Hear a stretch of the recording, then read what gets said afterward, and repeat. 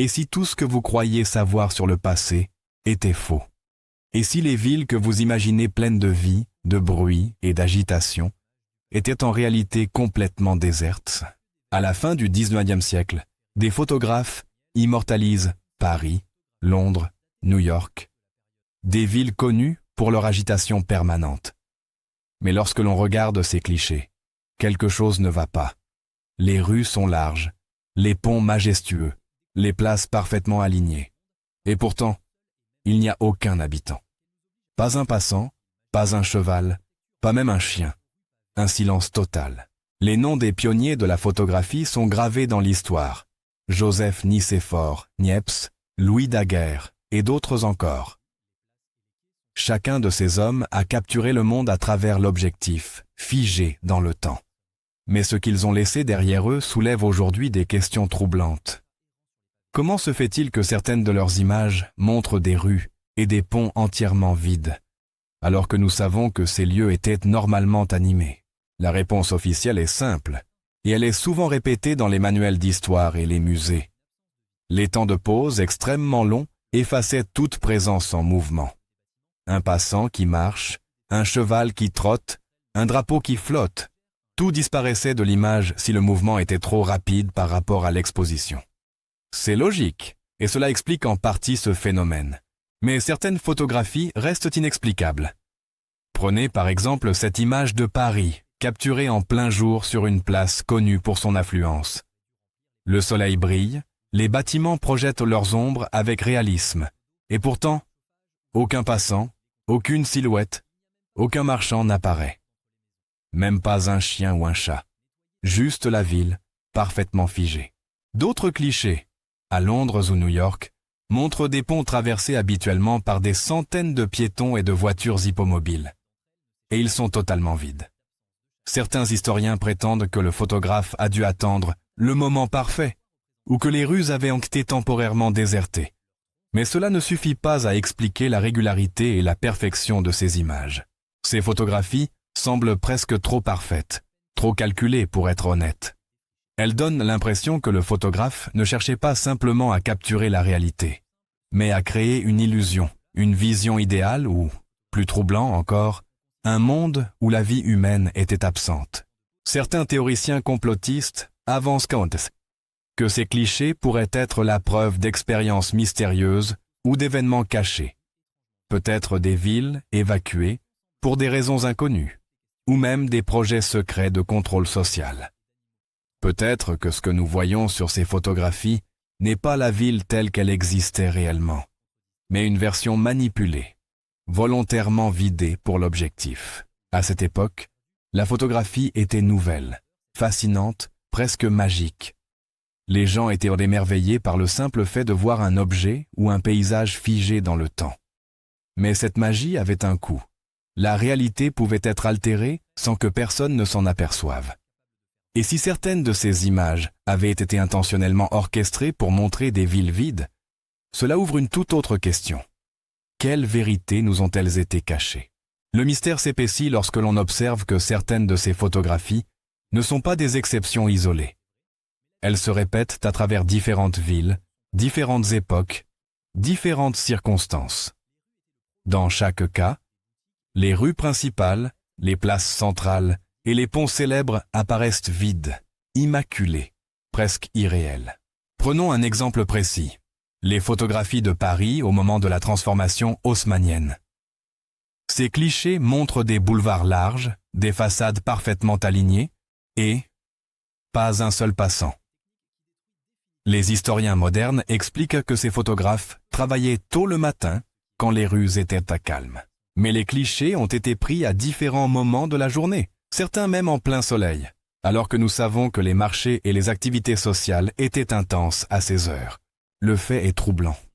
Pourquoi ces villes apparaissent-elles comme des lieux désertés, alors que tout indique le contraire? Et si ce n'était pas qu'une question technique ou un hasard? Si ces photographies étaient en réalité un témoignage silencieux de quelque chose que l'on ne doit pas savoir? En regardant ces images aujourd'hui, on ressent un mélange d'émerveillement et d'inquiétude. Les rues sont impeccables, les ponts majestueux, les places immenses. Et pourtant, elles sont fantomatiques, comme si la vie avait été retirée du monde pour un instant précis, ou peut-être pour toujours. Les questions se multiplient. Certaines photographies montrent-elles des événements que l'histoire officielle a décidé d'oublier? Ou sommes-nous simplement face à une manipulation de l'image, un art du mensonge photographique avant l'heure? Le mystère s'intensifie quand on considère que, malgré toutes les explications techniques, certaines photographies restent impossibles à justifier.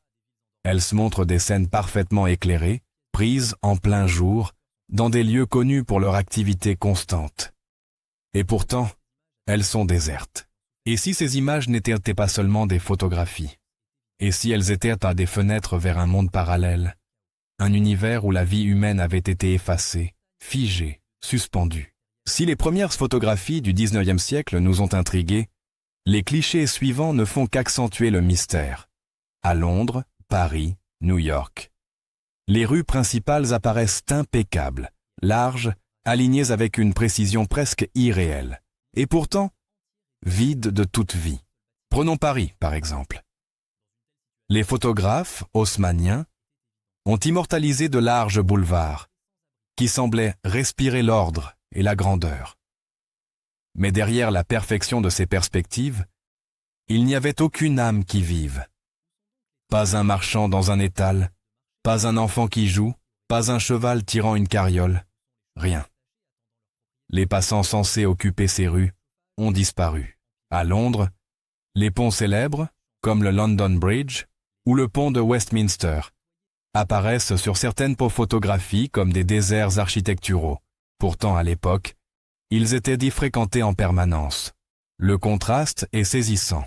D'un côté, des structures majestueuses et vivantes, et de l'autre, une absence totale de mouvement. New York, avec ses rues animées de Lower Manhattan et ses marchés de Fulton Street, offre le même spectacle. Les photographies montrent des avenues larges, des trottoirs impeccables, et pas un seul piéton. Même les chevaux et les fiacres, omniprésents à cette époque, semblent avoir été retirés par magie. Les explications officielles restent les mêmes. Travailler tôt le matin ou pendant des périodes creuses, attendre que les rues se vident pour capturer une image parfaite. Mais ces excuses commencent à perdre toute crédibilité lorsque l'on considère la répétition de ce phénomène à travers le monde. Dans chaque grande ville, les photographies reflètent le même schéma. Perfection, ordre, mais absence totale de vie. Certaines images sont encore plus troublantes.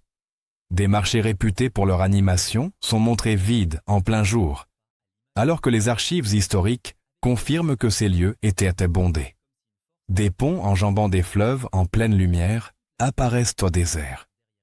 Ces photographies ne sont pas seulement inhabituelles, elles sont inexplicables. Et plus on observe ces images, plus le sentiment de malaise grandit. C'est comme si quelqu'un avait retiré toute trace de vie avant de prendre le cliché, ou comme si la photographie elle-même avait effacé l'existence des habitants. Certains théoriciens avancent l'idée que ces villes ont été temporairement abandonnées, pour des raisons que nous ignorons encore.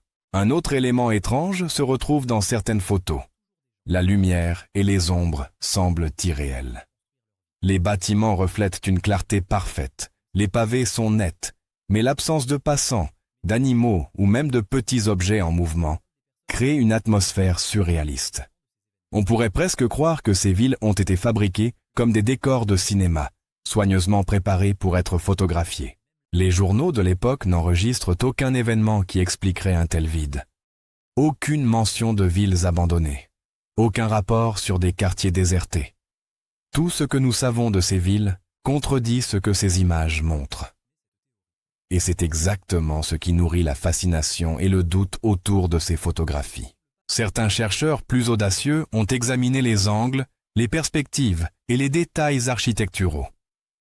Ils remarquent que les photographes ne semblent jamais capturer le désordre naturel de la vie urbaine. Poubelles, affiches, passants pressés. Rien. Tout est propre, net, presque irréel.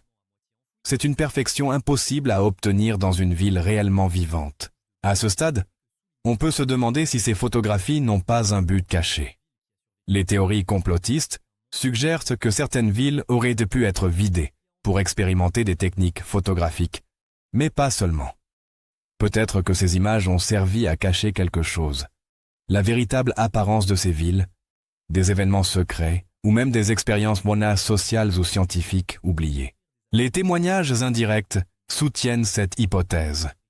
Des lettres, des journaux intimes et des anecdotes mentionnent des photographes qui demandèrent aux habitants de rester à l'intérieur pendant des heures ou qui manipulaient des scènes pour obtenir une image parfaite. Dans certains cas, les habitants eux-mêmes étaient surpris de voir leur rue apparaître vide dans la photographie finale. Un autre point étrange, la consistance du phénomène. Que ce soit à Paris, Londres ou New York, les photographes semblent avoir capturé la même absence de vie, toujours sur les grandes artères, les ponts et les places centrales. Si tout cela n'était qu'une question de technique, pourquoi le même modèle se répète-t-il dans plusieurs villes et à plusieurs reprises? Certains chercheurs modernes suggèrent que ces photographies pourraient même révéler un aspect oublié de l'histoire urbaine, des périodes où les villes ont été volontairement désertées pour des raisons politiques, sociales ou sanitaires. Mais aucune preuve documentaire ne vient confirmer ces hypothèses. Le vide photographique reste donc un mystère intact, résistant aux explications rationnelles. Enfin, il existe des photographies qui semblent défier toutes les lois de la logique. Des places bondées, en théorie, capturées sous le soleil de midi, apparaissent complètement vides. Des rues où chaque maison était habitée semblent dépourvues de tout signe de vie. C'est dans ces images que le doute devient presque tangible. Quelque chose ne colle pas, et nous avons l'impression que la vérité a été effacée de l'image, comme si le temps lui-même avait été manipulé. Regarder ces photographies aujourd'hui, c'est comme observer un monde parallèle. Une ville parfaite, ordonnée, mais morte. Les rues impeccables et les monuments majestueux contrastent avec l'absence totale de mouvement. Et c'est cette dualité, ce contraste troublant, qui continue d'attirer et de fasciner. Ces villes fantômes du XIXe siècle sont plus que des images. Elles sont des énigmes visuelles, des puzzles pour l'esprit, des fenêtres sur une réalité que nous ne comprenons pas entièrement. Et tandis que certains tentent de rationaliser le phénomène, d'autres voient dans ces photographies la preuve que notre histoire pourrait être plus étrange que nous ne l'imaginons. Alors, comment expliquer ces villes fantômes du XIXe siècle? Depuis plus d'un siècle, historiens, photographes et amateurs de mystères tentent de percer ce secret. Les théories sont nombreuses, allant de l'explication technique à l'hypothèse la plus audacieuse, presque inimaginable. L'explication la plus courante et la plus rationnelle concerne les temps de pause très longs. À cette époque, une photo pouvait nécessiter plusieurs minutes d'exposition. Tout mouvement, un passant, un cheval, une barque sur la rivière, disparaissait de l'image finale. Cela explique en partie pourquoi certaines rues semblent vides. Un marché bondé pouvait sembler désert si les passants bougeaient trop vite. Mais cette théorie n'explique pas tout. Certaines images montrent des lieux parfaitement figés au milieu de journées ensoleillées, à des heures où la circulation et l'activité urbaine étaient maximales. Le soleil frappant les pavés, les ombres nettes, et pourtant, pas un être humain. Cette anomalie technique laisse planer le doute.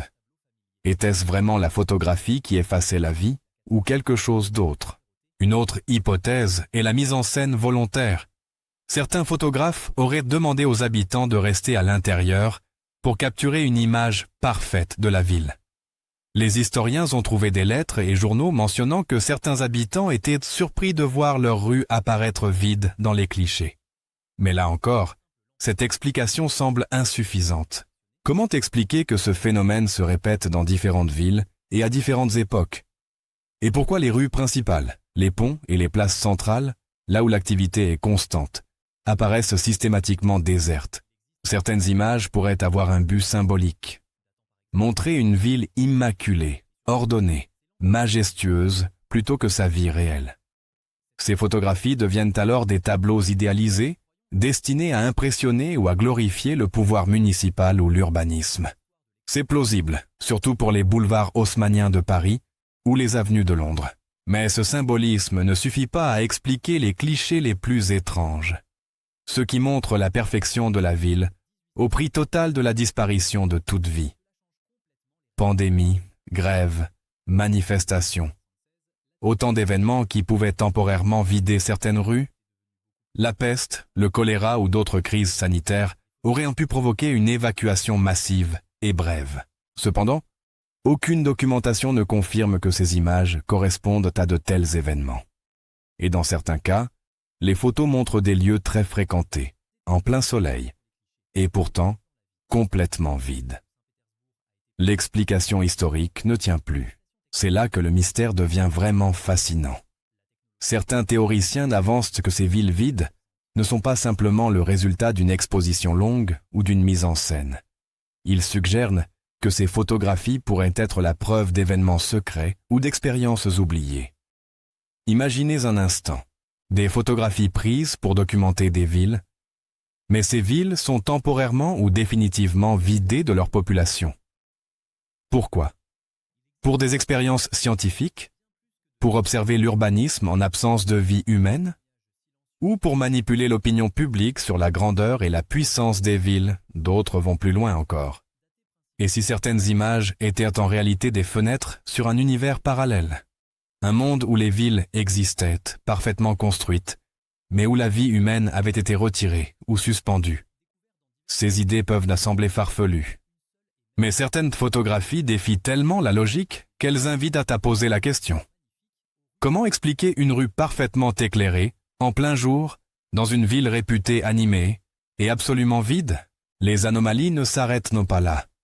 Plusieurs chercheurs ont noté des incohérences dans l'ombre des bâtiments, dans les perspectives, dans la disposition des objets sur les places.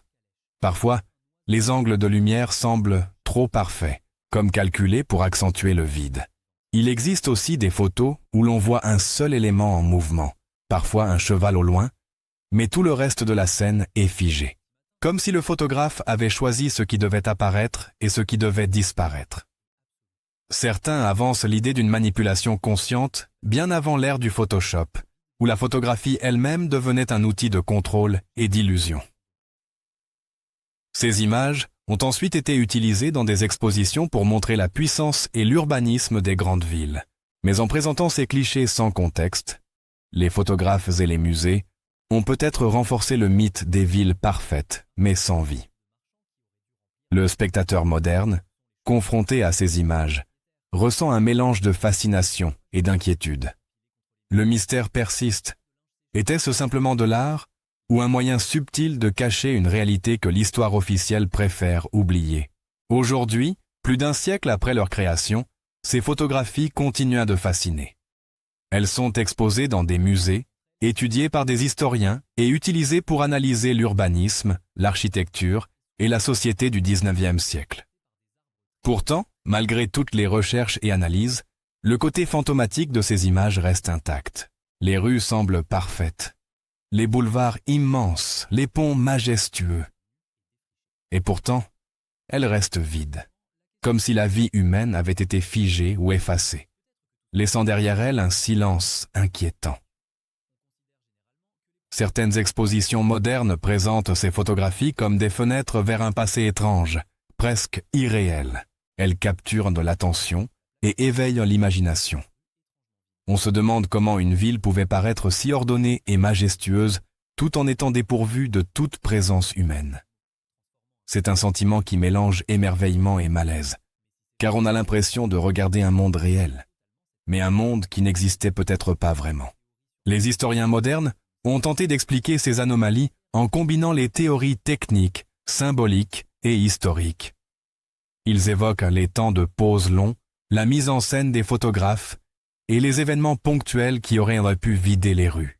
Pourtant, aucune de ces explications n'explique complètement les images les plus troublantes, celles où le soleil brille sur des places désertes, où des marchés normalement animés apparaissent immobiles et silencieux, où chaque détail est visible, mais où la vie elle-même semble avoir disparu.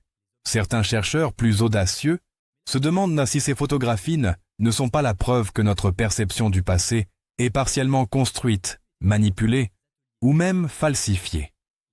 Elles deviennent alors des énigmes visuelles, des fenêtres sur une réalité que nous ne comprenons pas entièrement. Et plus on observe ces images, plus on a l'impression que quelque chose nous échappe. Ces villes vides, parfaitement ordonnées et figées dans le temps, posent une question essentielle. Était-ce vraiment la réalité ou une illusion soigneusement orchestrée? Pour ceux qui aiment les théories plus mystérieuses, ces photographies sont autant de preuves que notre histoire pourrait cacher des secrets. Peut-être certaines villes ont-elles été temporairement désertées pour des expériences, pour observer le comportement urbain, ou même pour manipuler l'image de la société. Peut-être que ce que nous percevons comme de simples photographies sont en réalité des témoins silencieux d'événements oubliés, ou de pratiques que l'histoire officielle préfère ignorer. Il y a quelque chose d'étrangement troublant dans le fait que ces images persistent dans le temps. Même à l'ère numérique, avec des photographies instantanées, des images satellites et des vidéos omniprésentes, le mystère des villes sans habitants continue de captiver. On y retrouve ce mélange de perfection visuelle et de vide total, qui provoque à la fois fascination et inquiétude. Les spectateurs modernes, en contemplant ces clichés, se demandent si nous regardons simplement des villes photographiées ou si nous apercevons un monde parallèle, figé dans le temps, où la vie a été suspendue. Certains amateurs de mystères et de conspirations vont encore plus loin. Ils observent les détails subtils, l'ombre d'un lampadaire qui semble trop nette, le pavé d'une rue parfaitement alignée, un objet unique en mouvement isolé dans un monde immobile. Pour eux, ces photographies ne sont pas seulement des documents historiques, elles sont la preuve que quelque chose a été effacé de la mémoire collective, quelque chose que la photographie seule a tenté de révéler. En y regardant de plus près, on remarque aussi que ces images présentent un modèle récurrent. Les grandes artères, les ponts, les places centrales, les lieux de pouvoir et de commerce apparaissent toujours vides, comme si ces espaces avaient été spécialement choisis pour créer un effet visuel ou symbolique. Et cela soulève de nouvelles questions. Était-ce pour glorifier l'urbanisme, pour créer une illusion de grandeur, ou pour cacher des vérités que personne ne devait connaître? La photographie du XIXe siècle, bien plus qu'un simple outil pour capturer le réel, devient alors un instrument de mystère.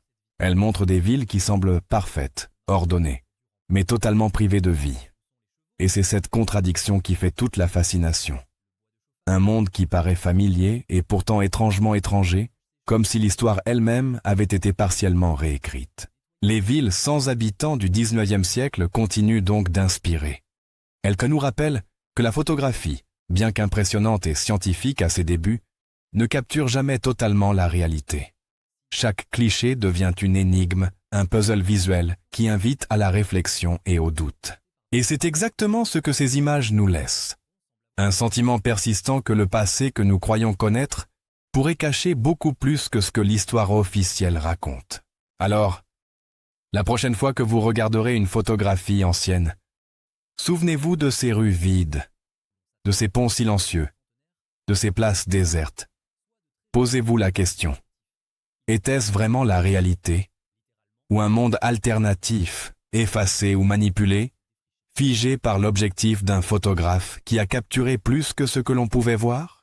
Ces clichés deviennent ainsi des témoins silencieux d'un monde disparu où la vie semble figée, laissant planer un mystère intemporel. Et peut-être que, derrière la façade parfaite de ces villes, des secrets enfouis attendent encore d'être découverts. Parce qu'en fin de compte, regarder ces photographies, c'est plus qu'un simple voyage dans le temps. C'est un rappel que le passé n'est jamais aussi simple qu'il n'y paraît, que chaque image pourrait contenir une vérité cachée, et que certaines énigmes, comme celle des villes sans habitants, pourraient ne jamais être résolues.